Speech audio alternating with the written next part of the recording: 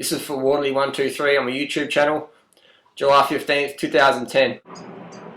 So anyway, I'll tell you a story. I got a few, you meet a few people in this field, and I've met a few friends, and it's good. It's great. So you get to see all these zany, wacky, theories, and you get to see them put in practice. And one friend would look at the clock and say, "Well, I can't eat yet. It's 11:34. I've got to wait till 12 noon, and then I can eat." Serious, this person would look at the digital clock and go, "All right, I've got to wait until the clock says, then I can eat." And it's like, it's like doing interval training or something. That's fair enough. But when it comes to eating, man, eat it. So anyways, this, our friend is like just freaking out about the clock and the time, and just so hungry. And then they eat so much, so fast, and go, "Oh, I've overeaten." And then, you know what I mean? And then the digestion's getting screwed up because they're trying to fit in like a massive amount of calories in a short time. And then they're trying to eat before sundown. Or they're just staying up late at night to eat, eating at midnight. And then waking up feeling terrible, skipping breakfast, getting to lunchtime, ravenous, getting to dinner even more ravenous, and just repeating this cycle again. We call it the vicious cycle. I call eating breakfast the delicious cycle. It puts you in a good cycle. Skipping breakfast means you're racing to get calories between, midday and evening time. So you're eating close to bed, and that's not the best, It's better to eat something close to bed than nothing at all. The best strategy is big breakfast, big lunch, and a light dinner, yeah? A light dinner. Or if you're need more energy, your big dinner as well. But have your dinner at least 3 hours before you go to sleep, ideally. You know what I mean?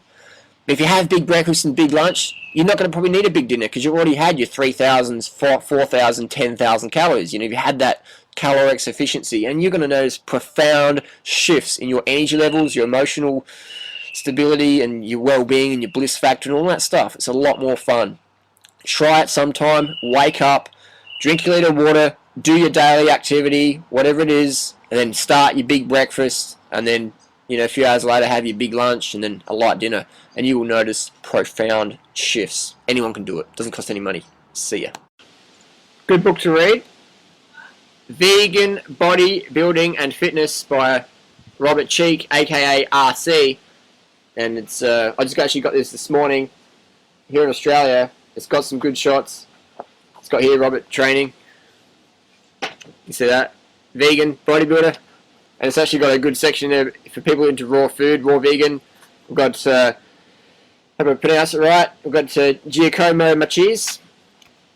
There's a raw vegan bodybuilder there. So, for all your people into lifting weights and stuff like that, Vegan Bodybuilding and Fitness by Robert Cheek. Check out the site. Get a copy and educate yourself from someone who's getting the results you desire. Another great thing I regularly read is Vegan Voice. It's an Australian vegan magazine. They do send overseas. It's got some great articles in there. It's a good thing to give to people who aren't really sure what vegan's about. This is the magazine that got me vegan. I went vegetarian for 1 week. I got a copy of Vegan Voice, and I went vegan overnight because I learned about how bad dairy is for your health and the truth about the dairy industry. And I was like, man, I'm out of here. I'm going vegan overnight. This is a magazine. Changed my life. Vegan Voice.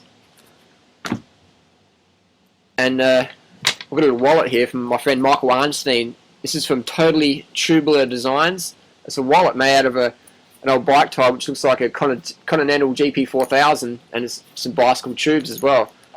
And you can, put all your things in there. And your money. And Freelee just got one today. Where are we here? Check out this. This is like a, this is one made out of bike tubes as well. And it's, it's great. I mean, it costs $50, but it's a worthwhile industry support. I mean, you can make this yourself, if you're handy. It's great. So yeah, always good things. Another thing I use on bike touring, a Solio. I power my GPS watch on this, my Garmin.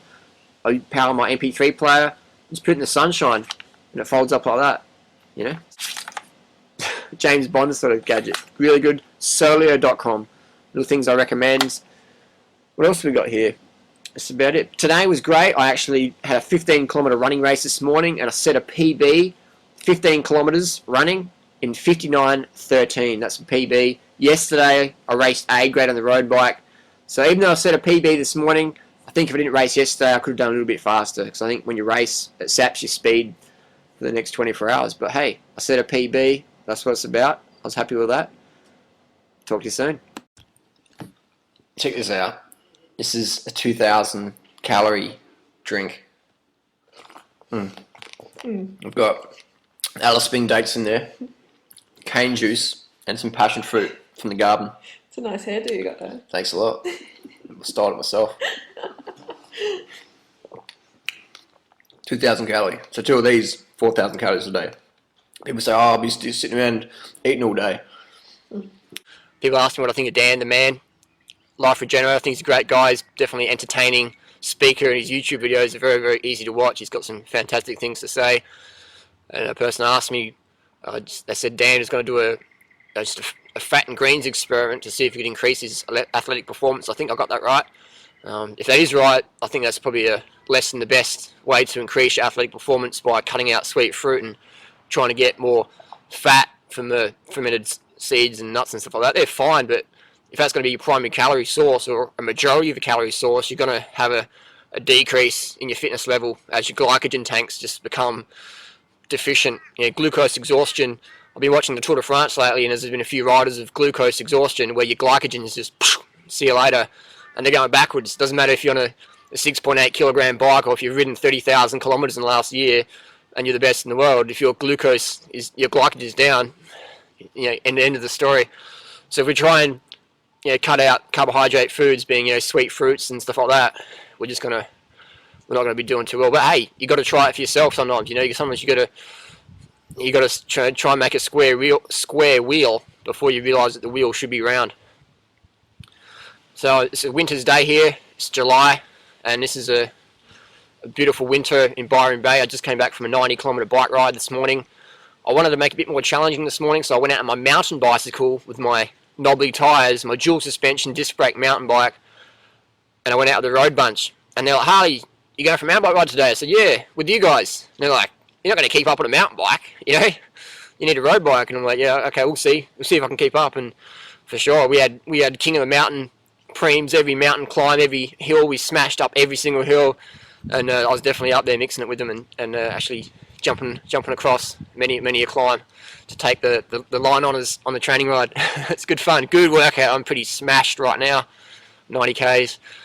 Doesn't matter who you are, how good an athlete you are. If you go high fat and become glucose deficient, you're gonna drop down, and you'll start to question a lot of things. You might question veganism or raw or whatever, and that's understandable, because when you feel shit, you look for options. You look for options. When humans are starved, they'll eat meat. When birds, like pigeons, are starved, they'll eat meat.